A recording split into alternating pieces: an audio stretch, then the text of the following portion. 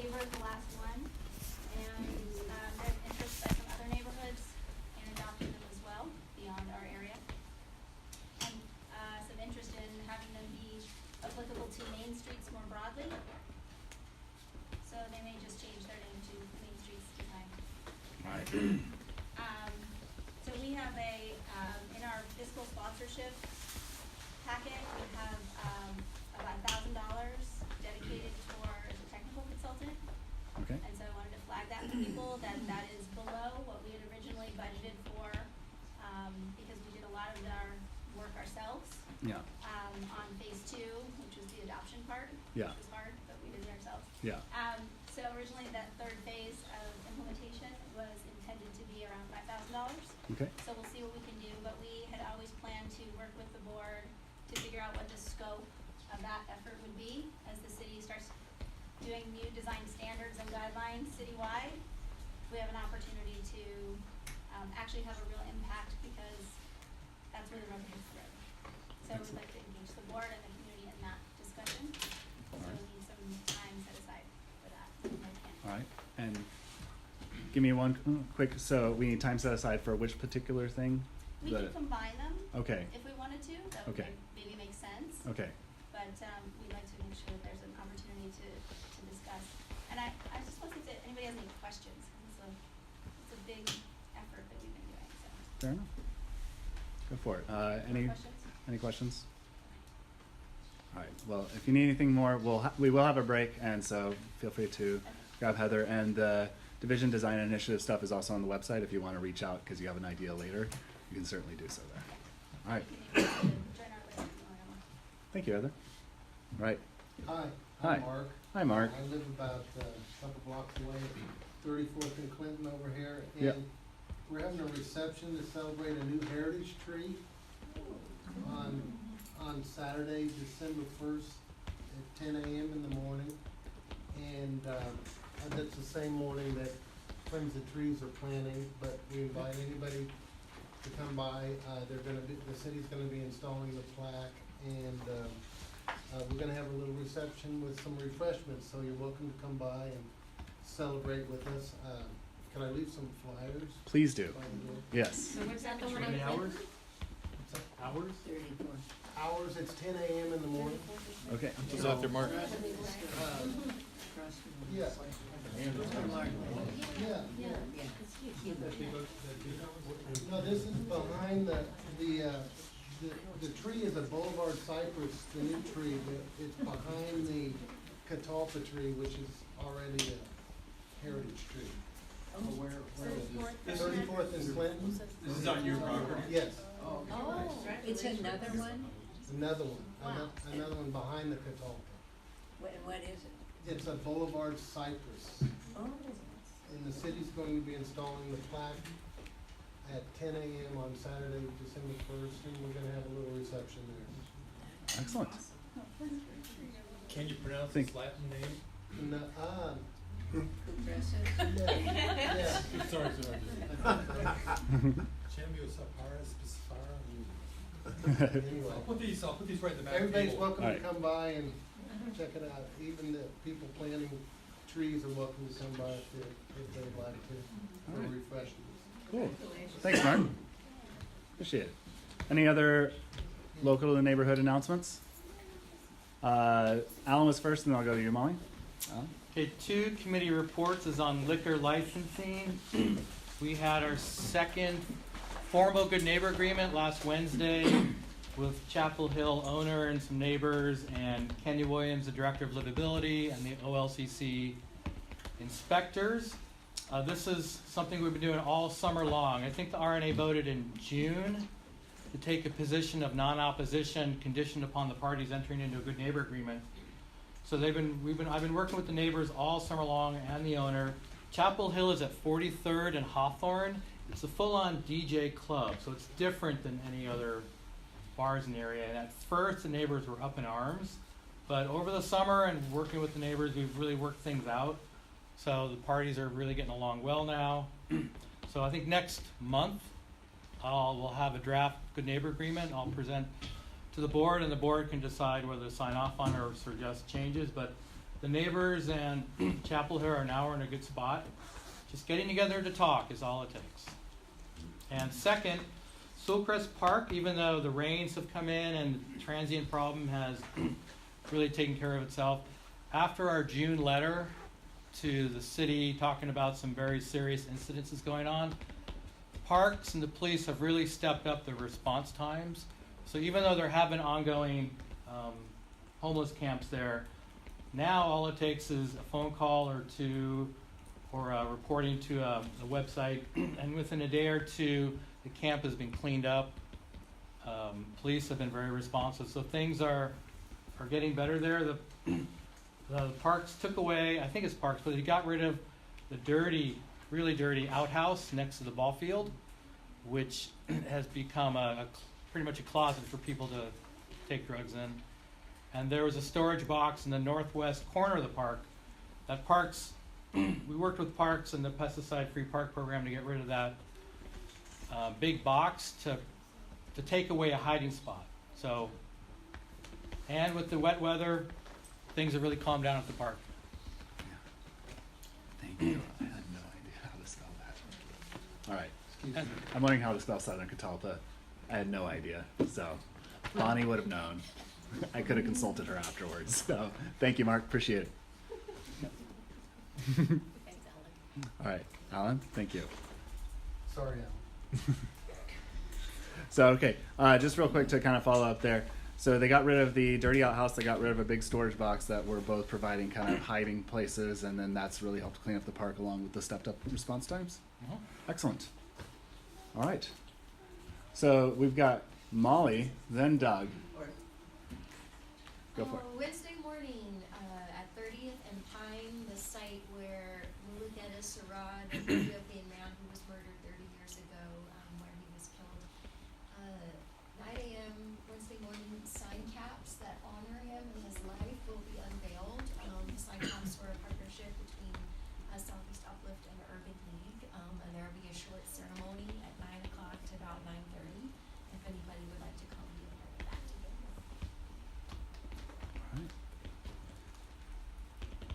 All right, and then Doug, you were next. I just wondered if the dirty outhouse is going to be replaced by a clean one, or if you could not have any facilities. Well, the outhouse was PAL Little League. They're the ones who put it in, and I heard from two different people that they were requesting PAL Little League to get rid of it, since they were saying that none of the parents want their kids to use it because it's so dirty. And I don't know what's going to go in place, if any. Maybe next spring when Little League starts up, maybe they'll put one in. All right. Let's see here. So where are we next? So Heather, yes. I just want to make a quick announcement that the Clinton Video Store is closing after 22 years. Oh, my.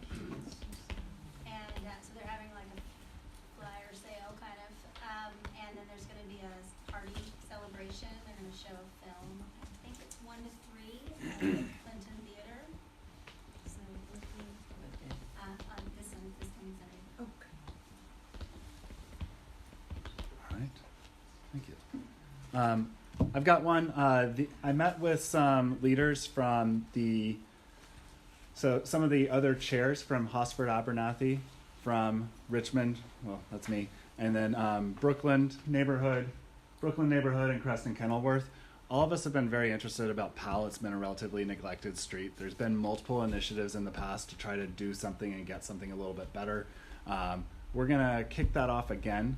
And so that's one thing that we'll end up probably needing a board vote on later to say, like, do we actually want to get involved with this? So far, we don't have a huge agenda at the moment, other than we like the name IPA, because Inter-PAL Alliance, probably go up to about 50th or so to try to focus on our inter-PAL issues as things kind of change drastically between the inner portions and the outer portions. And then the biggest things so far have been around safety, the environment, and then try to figure out how to bridge gaps. There's a lot of new things going in. There doesn't seem to be much coordination, and some of the new developments might not reach the potential that's there, or just a lot of different possible tensions. So meeting up with more of the neighborhoods to try to get a little bit more amplified of a voice. It seems to be working with some of the diesel initiatives. So Susan, I know you were at that and reported that last week. Some of these initiatives with multiple different neighborhood associations all forming an alliance. And then one of the other folks that was there kind of told us a similar story that happened with Sullivan's Gulch and Broadway. Broadway at one point in time, I can't remember her exact words, but basically it wasn't that great. And so Sullivan's Gulch and Irvington and a couple other neighborhood associations there created kind of an alliance to get the city focused in more on that. And Broadway is a lot healthier of a place today, even though it still does have relatively high traffic volume. So you can get a little bit of both, better places to live while still having traffic. Because realistically, Powell's not going to have 20 cars a day on it anytime soon. Heather. So is there a planned meeting? Can the- At this point in time, let's see here. Thank you for asking. What are the goals? And right now, there are not goals. So right now, this is literally just, I got an email that said, hey, come, let's talk about this, and we're interested. I think the next meeting will be the first Thursday, and probably at Hopworks, because it's on Powell. And you are on the IPA. Yes, and we've already named it IPA, so that's seems like a logical place. So meeting is first Thursday of December. Kat. So I just want to take a moment to welcome Christina as our new Yeah. Sewell liaison. Welcome, Christina. People need to see you. Welcome. Thank you. And then could you maybe explain what your role is? Like, what are all the fun things you get to do, and what sort of what do we rely on you for? I know it's on the spot. If you want to defer to Molly, you can. And Molly, maybe you can help me out too, but I'm basically your connection between right in this room to Sewell, and we just help you. We provide with different kind of funding opportunities and things like your communication funds. We do some fiscal sponsorship projects with neighborhood associations too.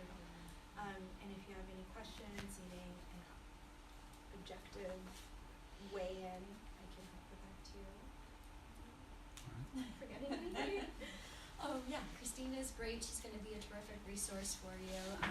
She has excellent common sense and is great with kind of group leadership skills as well. So I think she's been at Southeast Uplift about 3 months now. All right, excellent.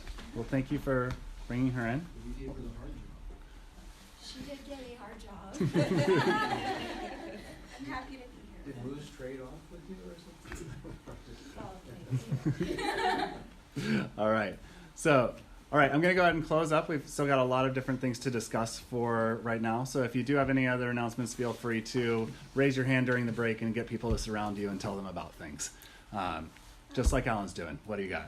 Well, I mean, this is our committee reports Yeah. section, and one of our most important committees chair has been empty for 4 or 5 months, and that's land use chair. I was wondering, I know there's someone here who's interested in being land use chair, so I know Debbie is interested to be land use chair, so to fill that, unless someone on the board is interested, I'll nominate Debbie to be land use We're chair. actually not going to take motions at this time. We're not going to take motions at this time. Briefly, because there are some people Oh. on the board who are interested. I think it would Yep. be nice to just. Okay, well, at some point, when are we gonna, can we? That would be really good to make like an agenda request item, and that could be something that we could discuss more in the board discussion section. So that right now, I'm gonna actually defer that over to the board discussion. We have a lot of other things, and that itself is a pretty big topic. Will that happen tonight? Because I know it's been several months and there's a lot of policy issues coming up. That's true. So we'll see what we have time to address. It was not requested on the agenda. It was not set on the agenda. We will address it if time permits. All right. The next thing I wanted to get to was Crystal. So I know Molly hit on it a little bit, but could you maybe explain a little bit more about some of the other efforts? Sure. I was born and raised here in Oregon, and in the 80s when I was a high school student, middle school and high school student, there were two really big topics of news here in Portland, and one was, of course, the Rajneeshpuram that there's been a recent Netflix series maybe you know about. And the other was really the rise of neo-Nazi organized hate groups in broadly our region. Coeur d'Alene, Idaho was a hotbed, and it was nightly in the news in my memory. And also there was a large group in California, and they were actively recruiting and organizing here in Portland, Oregon. People were very visible. They adopted the garb of skinhead groups, shaving heads and wearing, so there's some complexity around neo-Nazis as skinheads, and I won't go into all of that. But there was a murder of a man named Mulugeta Sorrell. This happened in 1988. November 13th, tomorrow, is the 30th anniversary of the murder of this man. He was an Ethiopian immigrant, and I've always remembered this. And there was a huge, it was after I left the state, but there was a huge upwelling of energy around countering hate. There were many hate crimes, and his was, of course, the most shocking and dramatic and tragic. There were trials of the three people who participated in his murder. They all went to prison. One is already dead. There were Southern Poverty Law Center came to Oregon to pursue an unusual case that directly connected one of those hate groups with this murder, saying that it instigated it. And they won that case and bankrupted that particular hate group called WAR. There was a book that a journalist in Portland wrote about that tragedy, as well as the uprising of those hate groups in this region. She's a local journalist. She wrote this book called 100 Little Hitlers. So I wanted to bring more attention to this. I was really happy to hear that Urban League and Southeast Uplift have been working for at least a year creating a conference, which is happening tomorrow. Sorry, I get anxiety when I speak in front of groups. It's something I'm working on. So I'm going to this conference tomorrow to learn about, there are different tracks. There are a legal track, I understand, for legal people in the legal field to learn how to combat the organizations. There's a policy track, and I'm joining the track that is more community organizers. So that's one of the things that I want to ask for Richmond board support, financial support, to go to that. I already bought my ticket, $75, and so I understand that requires a vote. And then Actually, it doesn't, it's below $100. It's below, yeah, but that's hidden in the code of ethics evidence. So, yeah. Okay. Good. So there's that piece. As Molly mentioned, she said that the following day, the 14th, 9 o'clock in the morning, at the intersection where Mr. Sorrell lived and where he was killed, there's the unveiling ceremony of those street sign caps, and there will be some speakers there. So I'm going to attend that also. And then I got a stack of these books, and we'll be hosting a study group to really, when I started researching about this, I can find a lot about the murder. I can find a lot about the trials, but I wanted to start off by learning more about his life, who he was, and also the community that he was a part of. So that's one of my goals. And this book starts off with that too. So if anybody would like to join a study group and read this book with me, I have a copy for you.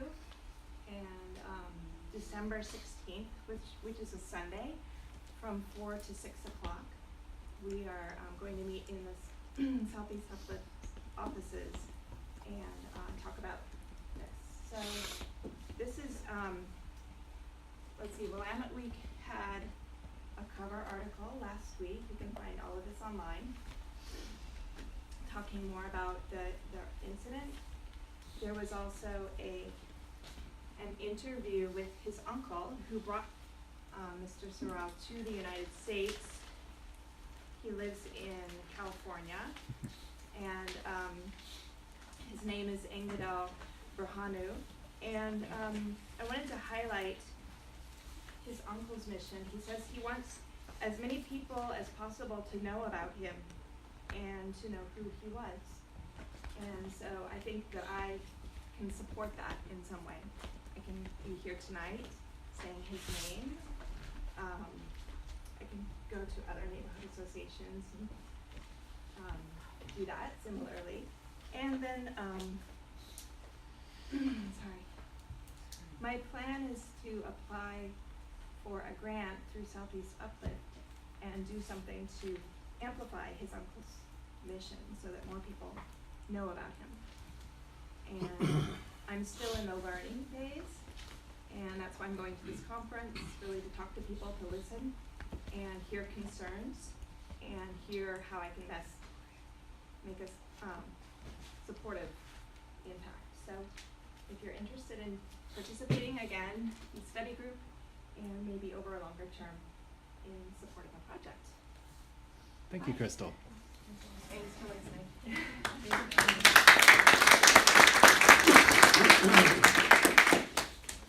Can I just say one thing? Yes. The family's gonna be there tomorrow, or on Wednesday morning. No, Wednesday morning, and also at the city council, when there's a proclamation at 2 o'clock. Okay. And I think as many people as possible, it's important that we as a community show up for that Yes. family. Yes, absolutely. Thank you for saying that. That reminds me that there was something I wanted to read about something. So Mr. Sorrell came to the United States to study. He was young, in his late 20s. He had a son and a wife in Ethiopia.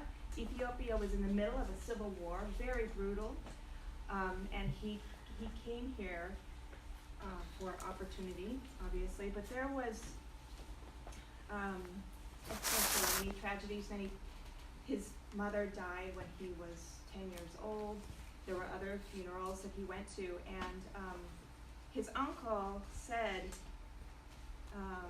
that there was a member of the family who had died, but the entire family created a traditional Ethiopian mourning, and this was in the city that they were living in Ethiopia, setting out the food and the chairs and gathering together all of the other relatives and friends so that they would be ready even before the immediate family was told of the death.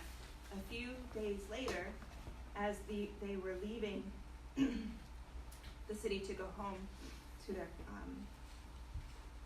Engadal reminded his father that he should say a few words to the people who had been so kind. And his father had said there were two kinds of mourning, a good grief and a bad grief. A good grief is when someone dies in the family and everyone is there and comforts and consoles you. A bad grief is when you mourn alone. There had been bad griefs of many kinds in Ethiopia in the years since Engadal had left it. Now he understood that there would be bad griefs in America too. So I want to echo what you say, showing up is what can make that difference. Yeah. Thank you. Thank you, Crystal.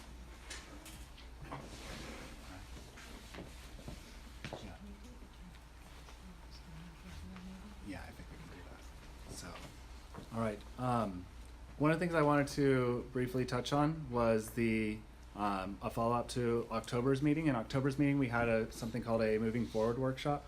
So in this particular meeting, we broke into some different groups, and each group had its own set of activity sheets to kind of fill out to really just get discussion going about what we want to see in the neighborhood association. And there's a lot more in here than I can cover in a quick couple minute thing. But the general things that I wanted to kind of highlight is that group action is really, really healthy. It was fun to see the really vibrant conversations that were being led by every group. Lots of ideas were coming around. I had Jonathan, so I had lots and lots and lots of ideas coming in, so thank you for that. We also got a lot of ideas of like things we want to unite around. There was a lot of talk around, for example, Richmond Ready seemed like a good uniting thing for us to do more activity with.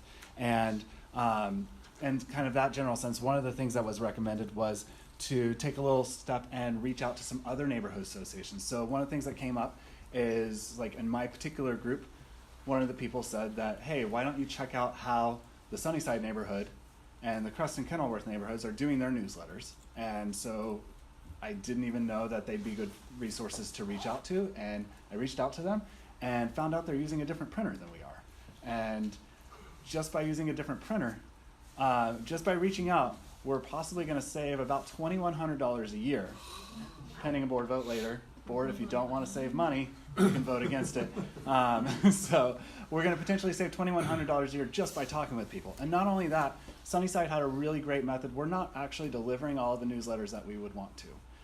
And a lot of our different neighborhood captains are kind of a little overwhelmed.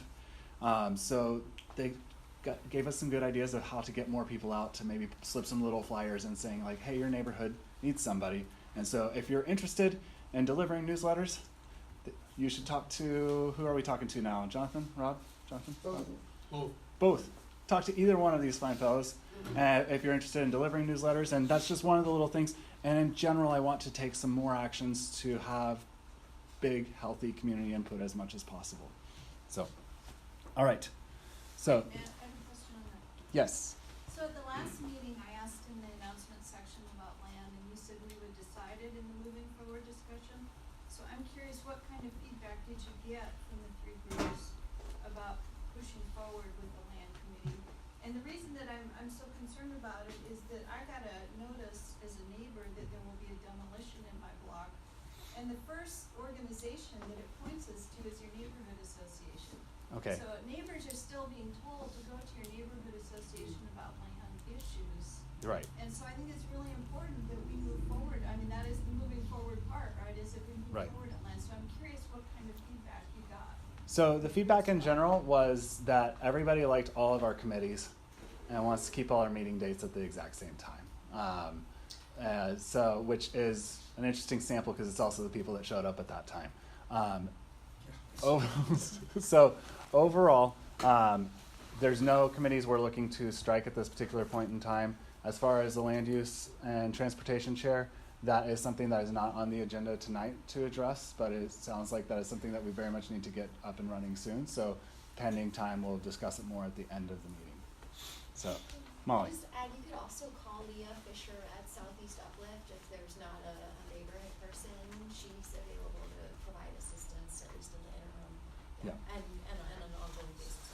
What is that intersection where the building is? 34th and Clinton. It's 34th just and right down the Clinton. street. Thank Or you. 33rd place in Clinton. Just right down the street from where we're at right now. I think the concern is that it's been about 4 months and we're really coming up against some other big issues. And so it seems like at each meeting we're just kind of pushing it further down the road. And so I just, you know, I'm not trying to be a stickler, but I have heard, you know, several people bring it up at each meeting. And so it just keeps saying like, well, we're gonna do it at the next thing. And now next time we have to do a board request. And, you know, there used to be an agenda request or agenda review at the beginning. And so if there was something that we needed to talk about sooner, the board has the opportunity to do So that. I wonder if that's- that's something we could prioritize tonight. It's not a bad idea to do that in the future. It would also be something that's very helpful if this is something really on people's minds that they want to bring it up in the meeting. If they could maybe bring it up with me beforehand so I don't look like a sucker up here, that would be very helpful. As far as things being different, this has been a very challenging past few months for the neighborhood association with a lot of background challenges. that have maybe thrown off some of the timelines that I would like to have seen things at. Instead of focusing on some of the areas of the neighborhood association, focus has been shifted elsewhere. So that's not to say that this is not an important piece. And we did have a land use chair. That person was scared off by some of the actions. And that is a position that we should get back. I'm not ready to address that at the time. And you know, honestly, I'm gonna stop the discussion on that. I hear you. What I'm saying is I hear you. We will address that soon. I don't feel that we have the information tonight because there were multiple people interested already presented. And so I'm going to move to the next activity because I think the next one does actually pertain to some of the reasons that folks are here. And I want to give us a chance to do this. So, Can you, before you close that, I hear what you're saying, Matt, I'm just curious, don't we have like a half an hour break in between? And I'm not saying that you have to do it tonight, but I think people would feel better if they knew what the process was, cause I guess I'm feeling like it's been dismissed a little bit. So I'm not trying to be a stickler, I'm just trying to say that I have heard a few of those things, I'm not trying to put you on the spot, I just am wondering, could you just tell us a tiny bit of what that process Can I just break in for 1 second, just, I know what, I feel the tension in the room, and that's okay, so why don't we do this? Why don't we, I will commit to putting this on the agenda for the next meeting, and then during that half-hour break, we could maybe discuss it, and we'll resolve it at the next one, does that work? That'd be great. Awesome, all right, thank you. thanks, Good, Kat. Matt? Appreciate it. Thank you. All right.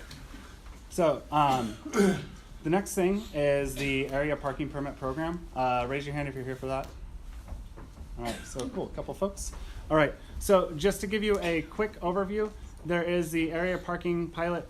This is a mouthful. Area parking permit pilot program sponsored by Portland. So this is something from the city. It's a program.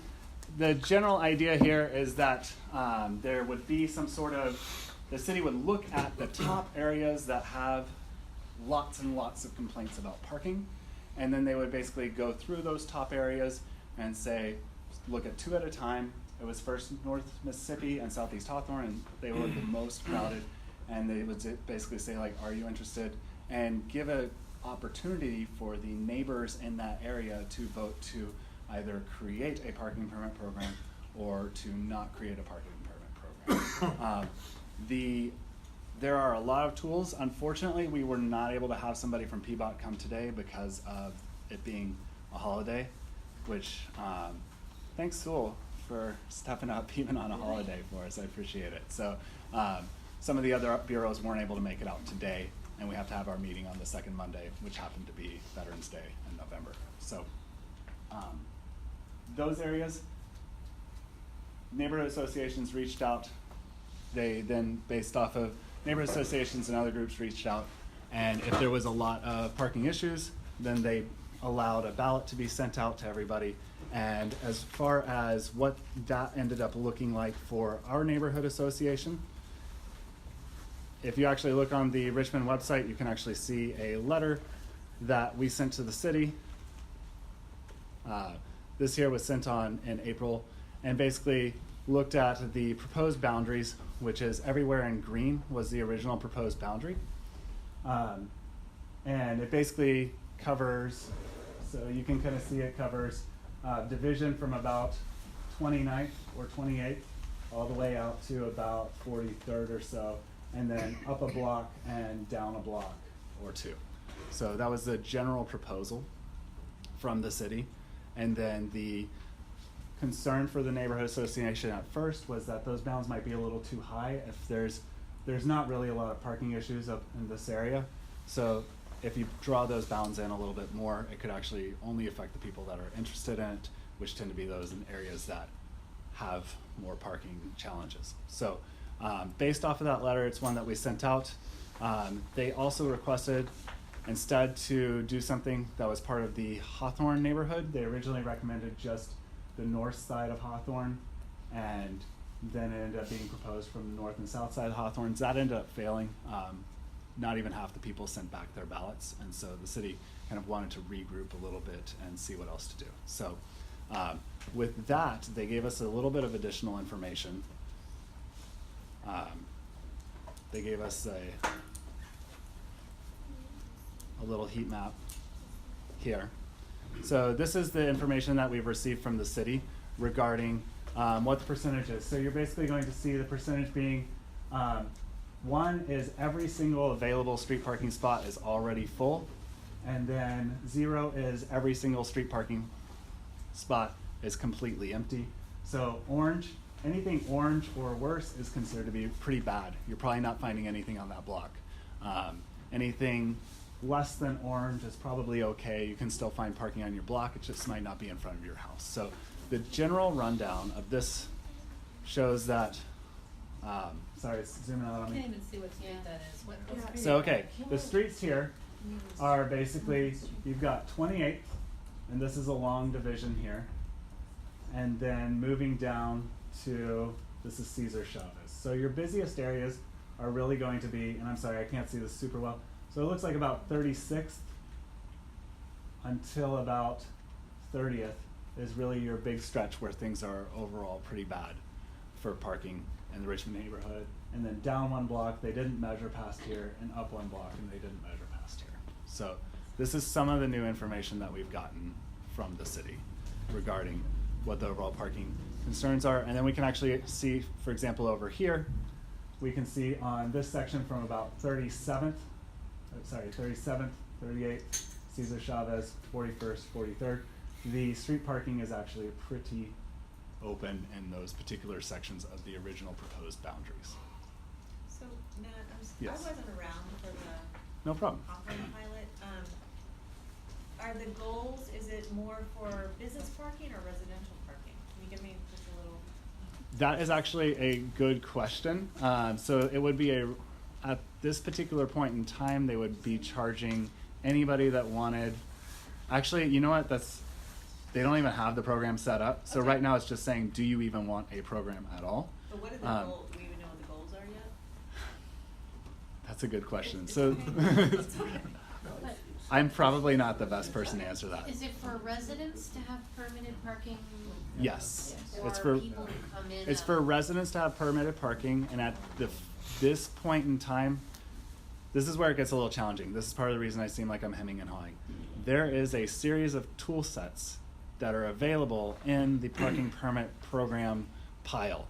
I just wanted to get that extra P in there. So if we look at this area parking permit pilot program, they didn't help me out there. So if you look in here, you'll actually see that there's a whole list of tool sets. It would maybe be things along the lines of maybe you could meter, maybe you wouldn't meter, maybe you would have more money for the permits, but then that money goes funneled directly back into things for the neighborhood. Like maybe the neighborhood needs things like Portland Blue or trash pickup or things like that could be potentially funded through a more extensive permit fees. And so those sorts of details are the things that would have to be hashed out if the public's interested in even starting to try. And if they're not, then that's okay too. Then it just wouldn't end up happening. Yes, and then yes. So that means residents have to pay to park in their own neighborhood. In front of their own Instead of house. having the people who come into the neighborhood to park. At this pay. particular point in time, as the parking permit pilot program has been, I'm going to call it APPP from here forward. So the APPP, as presented, would be $75 for a permit. It would be available in any number. Like you could get 6 for your house, you could get 0 for your house, and it is not something that seems to be available for commercial businesses. And the commercial, as initially proposed, would be free for up to 2 hours in that general vicinity. Why are the residents paying for it? That is a question to ask PBOT and not me. Who originally asks for So- this to be used? So I'm going to take people that raise their hands first. So people that raise their hands, we have Doug there. And real quick, please don't, even though I'm talking about this, please do not think this is Matt's program. Okay? All right, no, just I want to make sure everybody knows this is not my ideal world. I am simply presenting information that was given to us. So I'm going to take a stack of 3 right now. I'm going to take Doug, and I don't know your name. Lee, and then Bonnie. So Doug. Yeah, this is like, it's similar to permit programs that already exist in the city. The difference though is this one is aimed at overnight party. That's the basic thing. So parking in the residential areas is not gonna be permitted overnight unless you have a permit. So the people who come in from outside won't be able to park there at all. And the cost of the program is basically just to pay for administration. At least the initial cost, which is $75 a year, which is like $6.25 a month. Okay. But this whole action that the board might take is only to let the city send notices to all the people in those blocks and get a vote from all those people as to whether or not they want to pursue this. Right. So, you know, it's all the Richmond board has, their only responsibility is to let the city say, go ahead, take a poll, some people want, some people don't. Since we really don't know who wants it or not, the RNA is not notified every one of these people, so the best thing to do is actually let the city notify every single one of them and let them vote. All right. So next up, Lee. So a question that I would have is, has it already been determined the kind of parking permit program that would be applicable in this area? Cause for No. instance, Go ahead. over in Northwest by 23rd where, they have, you can park if you have a permit, or you can pay, and there's like the payage thing, and you put your money in, and Yeah. then. Parking. Right, yeah. I don't think So- I don't think that's part of this. If I recall, part of the response was the Northwest one actually kind of over proportioned out the permits, and it ended up still being a really big mess. So there's this is basically what's happening is right now is the city knows the city has a parking issue, and what they're trying to do is they're trying to say, okay, let's try something a little different. Okay, this one didn't work, let's try something a little bit different. This is one of the next steps and the tools that the city's trying to see what can we do to help with some of the parking And the issues. Northwest one is aimed at business overflow and the stadium overflow. So this is more like, you can park for up to 2 hours, but at, like, starting at 6:30 PM or something, you can't park overnight? Or you can only park here after 6:30 PM if You you're can only park parking, for or? 2 hours. And this is where it becomes a bit nebulous because there is still, so this is simply the Richmond Neighborhood Association could say, we think you should go ahead and let those people vote if they want it or not. Or we could say we don't even want to give them an opportunity to vote for themselves. That's all the Richmond Neighborhood Association can do at this time. Any of the rules and details, and this is where it gets nebulous, would have to be established by a stakeholder advisory committee, which would be local residents, local business owners, possibly one person or two from the Richmond Neighborhood Association, and people that are vested and interested to say, like, how much is it going to cost? What are the real rules of the program? But all of that can't even start unless the residents say, hey, we actually want to start, which would require the board to say, yes, we'll let them vote. And then if they did vote for them, more than 50% of the ballots have to be returned, and of those, more than half have to say that they actually want the permit programs. So more than 60%. Bonnie. All I was gonna say was, when Northwest started it, Yeah. it was initially a program like, as Doug is describing. And it changed when the parking meters came in, or not meters, whatever you call those things. Yeah, and, I have heard it rumored, don't know, that is what the city wanted to do with all the main streets. As they had done on 23rd. Because it took about 2 years, maybe a little longer. And up there, my daughter was a business owner, so I know how that worked. The businesses also paid, and then were able to buy, permits for their employees. So that, business owners had to also buy into it. All right. Thank you, Bonnie. I'm going to have everybody raise their hand again. We'll take another stack of 3. Let's see here. So we're going to do, based off of speed, we have you, Crystal, Denise. So I have 2 quick questions. One was, you said that they had looked at Hawthorne, but they didn't Yes. get enough ballots back. So Yes. what I infer from that is when they looked at Richmond, they got enough ballots back from residents. So no, this is only, the only thing that we could do is as a neighborhood association, if the neighborhood association voted, yes, we want to allow them to even send ballots to Okay, then so let that people has to vote happen. for themselves. And the second, I guess the second thing that I'm thinking as people were talking was, should this go into effect, anybody who lives outside of this zone, then you can expect to see people who don't have permits just move further away, right? That would be one potential outcome. Yes, that is one potential outcome, and part of the program, so if you look in the details of the program, part of the program is to actually allow, so if this block opts in to have a parking permit program, what could happen is then in the interim, then if they vote yes, then this adjacent block would say, hey, you are now adjacent to one of these. Do you also wish to be part of the permit program? And so forth. So it would basically allow it to expand out until, and then that would be an automatic trigger to where if they wanted to get involved, they could, same ballot process, et cetera. All right, next up was, I believe, Crystal and Denise. Oh, right. Did PBOT adjust what they're offering or what they're doing based on their experience in trying to poll Hawthorne? Do they take any of the feedback and adapt for? That's a good question. So they did meet with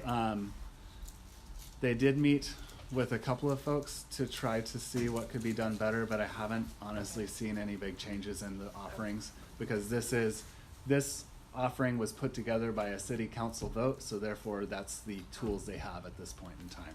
Denise. Yeah, so my comment follows on Crystal's, which is, I live in the area and we really desperately need this, but we need to know that it's gonna work before people are gonna buy in. And my neighbor Peter, points out that we can't get enforcement already. I have people park in front of my driveway and I call in and, they can't get there for several hours. If it's after 7, they won't come at all. Yeah. So until they can really give us more of the parameters, it's gonna be a repeat of what happened in Hawthorne. They're not gonna get people on board. So I really want this to happen, but you guys need to communicate to PBOT that they need to look at what happened in Hawthorne and come and talk to us and really get more of the parameters in place to assure people that this is gonna meet our needs, because otherwise it's just gonna be a repeat of what already happened. Denise, I completely agree with what you said. Thank you very much. Another raise of hands. We have enough time for one more round on this. So anybody else want to get a word in? So, okay, these two folks. So Alan, you've been raising your hand for a while, and then you, Peter? Okay. Thanks. Yeah, as Doug said, this has been on the books for a long, long time. The problem is it's always had this limitation of it has to be commuter parking. The city had to come and assess that people are parking and commuting to downtown. So This one's different. yeah, this is a pilot program. It simply gets rid of the commuter parking limitation. That's it. It's still, it's either triggered by an RNA asking for it or the neighbors putting together a petition asking for it. And if we vote to start the process tonight, they'll do an open house. They'll send out ballots. They have to get at least 50% return. Of that, at least 60% to vote yes. Then there's a stakeholder advisory committee. The thing is, the stakeholder advisory committee, you gotta be careful. There's 18 in the city of these parking permit areas. They usually have a 90-minute to 2-hour grace period where you can park free. So as Doug says, it's mainly to limit overnight parking. The problem is, some of these areas like Northwest, the advisory committee can set a higher fee. There, the city told me one permit is $180. The second car is $360. The third car is $540. So if you have a shared housing situation with 3 cars, you're paying over $1,000 in parking permit fees. Not that that's going to happen here. Just the base fee is $75, and the advisory committee can add on charges. And the risk is you're paying money, and people are still going to park and go to restaurants and bars, and you come home from work and can't park. So it's a complicated issue. And I wish PBOT was here to explain this before we vote on it. Absolutely. It's complicated. I do too. I requested if they could, and they couldn't make this. Yep. Peter. Alan actually hit all the topics that I wanted to understand. I just feel that there's lack of enforcement currently. And Yep. if you've got boundaries set up that it's only specific to this, then it really doesn't cover what we're looking to do. in regards to, I mean, I'm on the corner of 33rd Place and Clinton, and, I mean, it's a nightmare. It's a nightmare. So this doesn't seem to be covering our concerns about that type of congestion and the lack of enforcement. That's basically it. All right, thanks. As just a quick poll to kind of wrap this out, if you're in the community and you think that the board maybe should vote towards allowing the neighbors to vote on this, that would be raise your hand as a yes. So if you think, so basically if you think that the board should allow the neighbors to vote for themselves for their blocks to have a parking permit program. Okay. Does anybody think the neighborhood association should not allow the? Okay. I feel Okay. like, no, I So- feel like you're putting the cart before the horse. Right. We're saying what they can vote on, but they're gonna get this, if I got this thing in the mail, Right. and I don't really understand what it is, I'll be one of those people that doesn't vote and send it back. Okay. That's So totally fair. that's where I just feel like more information has to happen first, then then people understand what they're Okay. voting on. Right. All right. Fair enough. That could be a position. Thank you all. I know this is a really big topic. We still have a couple more to get to. So thank you very much. Thank you for your input. And we will, if this becomes a thing, there will absolutely be a lot more discussion on this. So the next piece that I wanted to hit is the fiscal sponsorship programs. And for that, I guess if, Callie, I know you're on this list. I guess if you're on this list for fiscal sponsorship programs, if you could maybe real quick just say, or I guess we need a quick intro of what fiscal sponsorship even is. So Molly, could you maybe give us a quick, what does this term even mean? Sure. Fiscal sponsorship means that an established, documented 501c3 nonprofit organization serves as an umbrella organization for community projects, so that the community projects can get tax exempt status, solicit in-kind donations from area businesses and individuals, and do fundraising, all underneath the tax exempt umbrella. And that's a service that Southeast Uplift provides to several community groups and many neighborhood associations. All right, excellent. Thank you very much. Alan, you wanted to add something in on that? Yeah, I just want to briefly, us to be fiscally sponsored simply lets us use Southeast Uplift's 501c3 number. That's pretty much it. Okay. If we're applying for a grant, like we apply for RAC grants, Southeast Uplift would hold that kind of money for us. But otherwise, the main reason is just so we can use our 501c3 number and get coffee donations or Yeah. water donations. Okay, excellent. So I guess so these are the different types of activities that we have that we're applying for fiscal sponsorship to say basically we're a nonprofit that's doing good things. If you're on this list and representing something on this list and wish to say a small piece more about it that is like 10-second sound clip about your item, if you want to go for it. Or Molly, if you have a better idea, or no? Okay, all right, fair enough. I saw a facial expression, so I didn't know if I did something wrong. So I guess Division Design Initiative, I guess tiny bit about like, I guess you already explained a lot of that. Yeah, But- I mean, basically, we formed in the very beginning of 2014 to respond to community concerns about design issues and new development, and wanting to have a greater voice Yeah. in how we grow as a community. And so we formed an inter-neighborhood coalition of 4 different neighborhood associations: Oxford Abernathy, Richmond, Mount Tabor, South Tabor, Southeast Uplift, the Sustainable Southeast, and the Division Clinton Business Association. And so we met for 2 years with an inter-neighborhood appointed and elected design committee. We did an RFP, which I sent a link to the board earlier about, to hire a technical consultant to help us develop design guidelines, recommendations.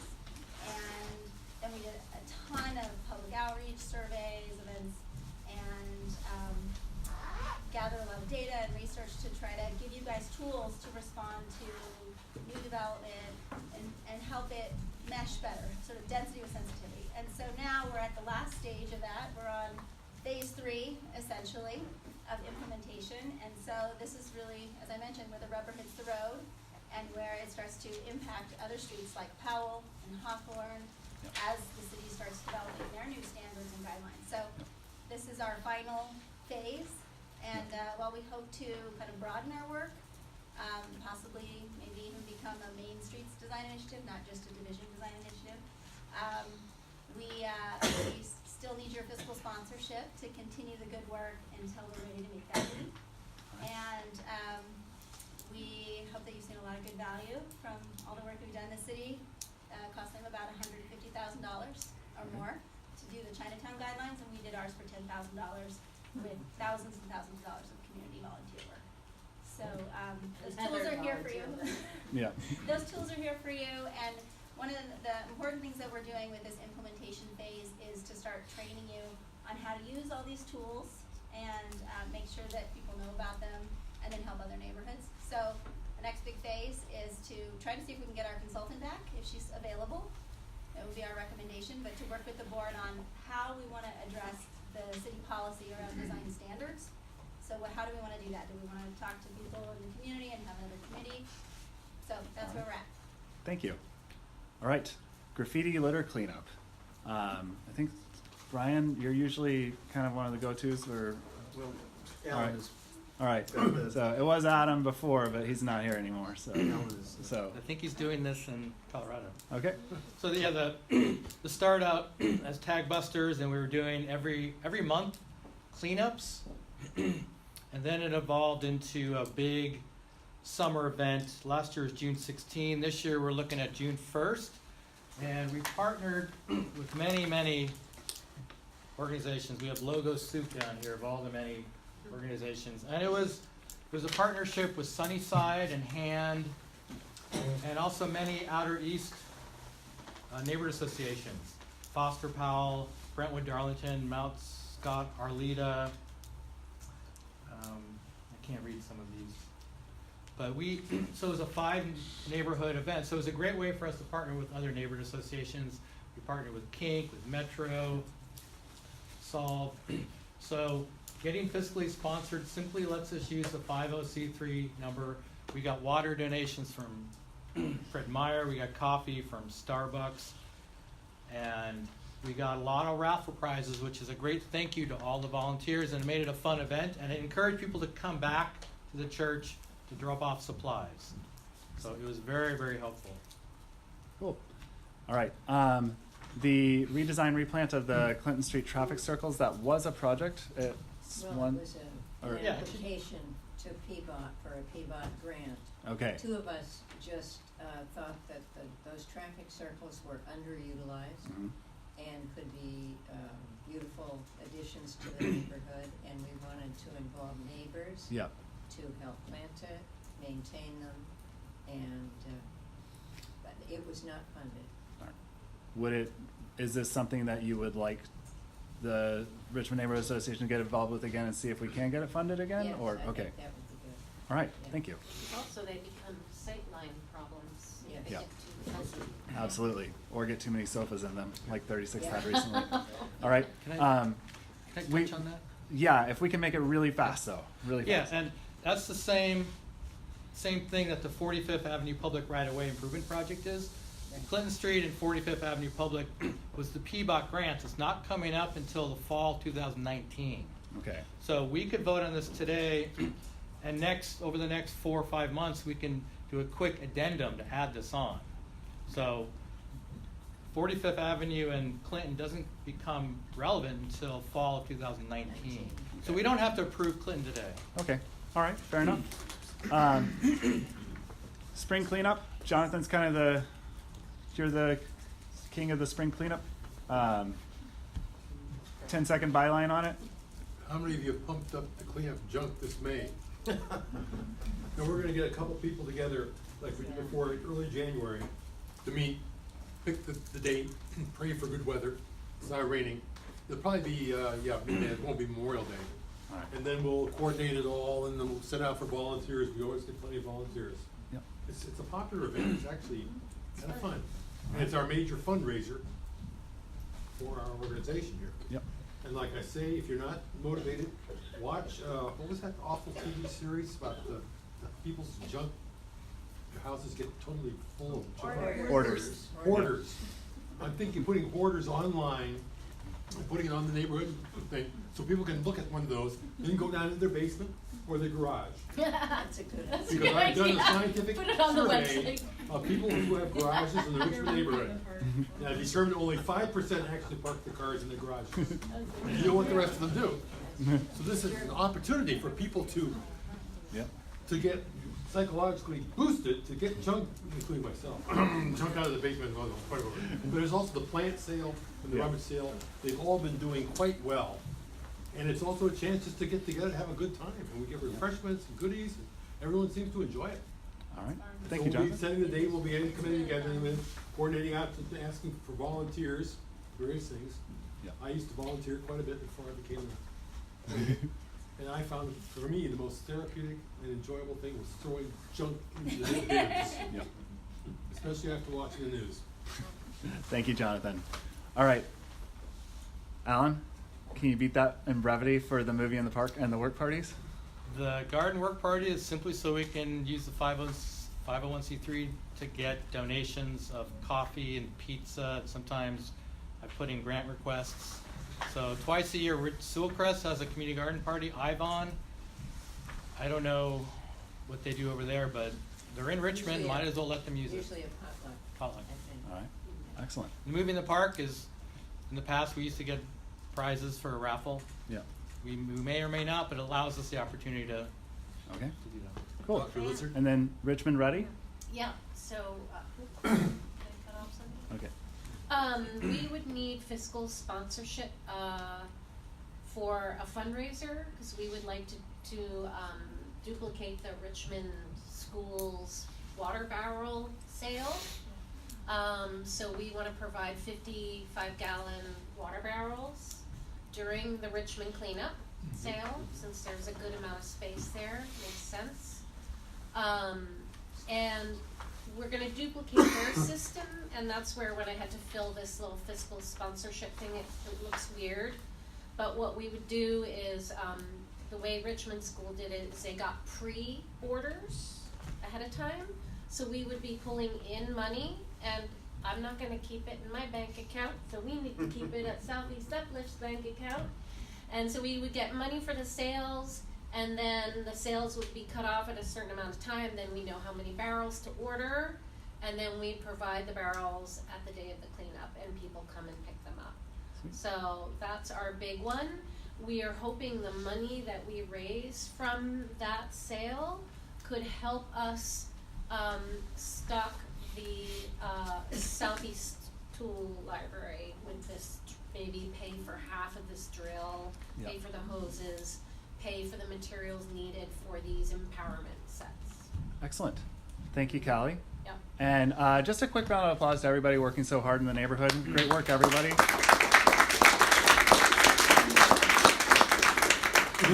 And with that, that actually concludes the general meeting.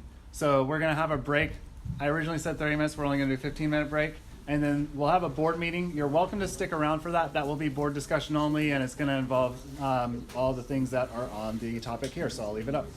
So 15-minute break, then we'll start a board meeting. Stick around if you wish. Don't we have to vote on the $75 for this one? You know,